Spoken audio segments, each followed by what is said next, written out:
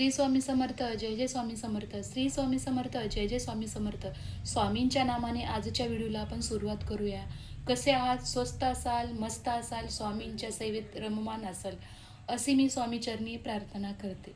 आजचा व्हिडिओ बनवण्यामागे एकच कारण आहे की उद्या आहे शाकंभरी पौर्णिमा आहे. शाकंभरी पौर्णिमेला काय करायचं हे बरेच लोकांना माहिती नसतं. शाकंभरी पौर्णिमा म्हणजे काय आणि त्या दिवशी काय करायचं हे बरेच जणांना माहिती नसतं. शास्त्रामध्ये जसं की लिहून ठेवलं आहे तेच आपल्याला करायचं. ती माहिती घेऊन मी तुम्हाला आज पोहोचणार आहे. तर चला, तर आजचा व्हिडिओ आपण सुरू करूया. व्हिडिओ पाहत असताना व्हिडिओ हा शेवटपर्यंत पहा, लास्टपर्यंत पहा, स्किप न करता पहा, म्हणजे तुम्हाला महत्त्वाच्या सर्व गोष्टी त्यामध्ये समजतील. शाकंभरी पौर्णिमा ही वर्षातली पहिली पौर्णिमा असते. या पौर्णिमेचे महत्त्व आहे कारण या पौर्णिमे दिवशी कुलदेवीची पूजा केली जाते. कुलदेवी ती म्हणजे प्रत्येकाची कुलदेवी ही वेगळी असते. कोणाची तुळजापूरची आई भवानी असते, कोणाची कोल्हापूरची अंबाबाई असते. जी कोणी आपली कुलदेवी आहे त्या कुलदेवीचा विशेष सेवा आजच्या दिवशी केली जाते. कुलदेवीची सेवा काय करायची आहे तर कुलदेवीचा अभिषेक करायचा आहे. सर्वप्रथम पौर्णिमेला सकाळी लवकर उठायचं आहे. लवकर उठल्यानंतर जी आपली रोजची सेवा, प्रथम आपण स्वच्छ डोक्यावरून अंघोळ करायची आहे. अंघोळ केल्यानंतर घर पण स्वच्छ करायचं आहे. उंबरा पुसून घ्यायचा आहे. उंबऱ्याची पूजा करायची आहे. उंबऱ्याला हळदीचे लेपन लावायचं आहे आणि फूल अक्षदानी उंबऱ्याची पूजा करायचं आहे. पूजा केल्यानंतर आपली जी डेलीची देवाची पूजा आहे ती पूजा करून घ्यायची आहे. मग नंतर कुलदेवतेचा अभिषेक करायला सुरुवात करायची आहे. अभिषेक करताना सर्वप्रथम पाण्याने अभिषेक करायचा आहे. पाण्याने झाल्यानंतर पंचामृताने करायचा आहे आणि पंचामृताने झाल्यानंतर आमरसाने कुलदेवीचा अभिषेक करायचा. आमरस म्हणजे आपण उन्हाळ्यात जो आंब्याचा रस बनवतो त्या आमरसाने अभिषेक करायचा आहे. मला माहिती आहे या दिवसामध्ये आमरसासाठी तुम्हाला आंबे नाही मिळणार आहे, पण फळांच्या दुकानामध्ये गेल्यानंतर वर्षाचे 12 महिने आंबा भेटतो. तर एक उद्यासाठी आवर्जून तुम्ही फळांच्या दुकानामधून एक आंबा घेऊन या. आपली जे तर आमरसानेच अभिषेक करायचा आहे कारण या दिवशी आमरसाने अभिषेक करण्याला खूप महत्त्वाचे मानले जाते. व अभिषेक झाल्यानंतर जी आपली कुलदेवता आहे किंवा अन्नपूर्णा देवी आहे, अन्नपूर्णा देवीच्या आपण तांदळामध्ये अन्नपूर्णा देवी ठेवली जाते. त्या दिवशी ते अक्षदा बदलल्या पाहिजे.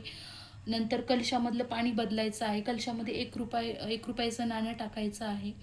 अशा प्रकारे आणि कुलदेवतेला गुलाबाचं फूल अर्पण करायचं आहे. एक गजरा अर्पण करायचा आहे. गुलाबाच्या अत्तर कुलदेवतेला वाहायचं आहे. अशा प्रकारे आणि कुलदेवतेचा अभिषेक करत असताना ओम कुलदेवते नमः, ओम कुलदेवते नमः हे असा जप करत कुलदेवतेचा अभिषेक करायचा आहे. तर ही झाली कुलदेवतेची सेवा. तर उद्या शाकंभरी पौर्णिमा आहे. शाकंभरी पौर्णिमा ही महत्त्वाची पौर्णिमा मानली जाते. तर उद्याच्या दिवशी मांसाहार वर्ज्य करायचा आहे, मद्यपान वर्ज्य करायचं आहे, घरामध्ये भांडण करायचं नाही आहे, निगेटिव्ह बोलायचं नाही आहे, कुणाविषयी वाईट बोलायचं नाही. शक्य असेल तेवढं चांगलंच बोलायचं आहे, चांगले विचार करायचं आहे. आणि पौर्णिमे दिवशी ज्या काही सेवा केल्या जातात त्या पौर्णिमे दिवशी वाया जात नाहीत. त्याचे फळ आपल्याला नक्कीच भेटते. आणि पौर्णिमेच्या दिवशी आपल्या रोजच्या सेवा पण करायचं आहे. कापराच्या वड्यामध्ये 2 लवंग घालून त्या कापराचा धूप आपल्या सर्व घरांनी घंटा वाजवत घरांनी धूप दिला पाहिजे. कुलदेवतेला आपल्याला खिरीचा नैवेद्य दाखवायचा आहे आणि शक्य असेल तर पुरणपोळीचा नैवेद्य तुम्ही दाखवू शकता. पुरणपोळीचा नैवेद्य दाखवले तर अति छान असेल. अशा प्रकारे कुलदेवतेची पूजा झाली.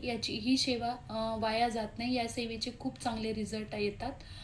मी एक वेळेला ही कुलदेवीची सेवा केलेली आहे. आता उद्याची सेकंड टाईम आहे.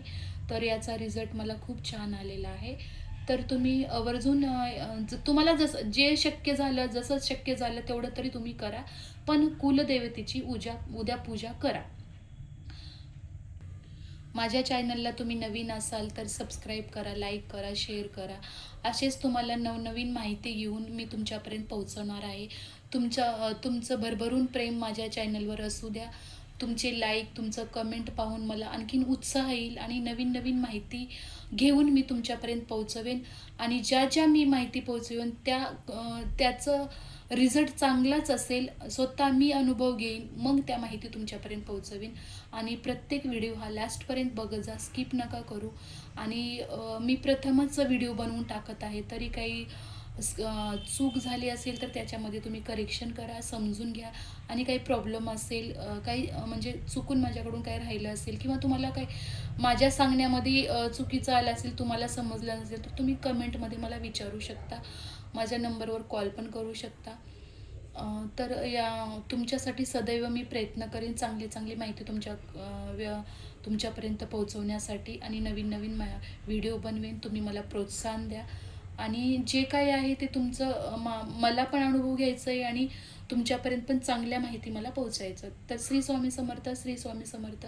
चला तर दुसऱ्या व्हिडिओमध्ये भेटूया आपण.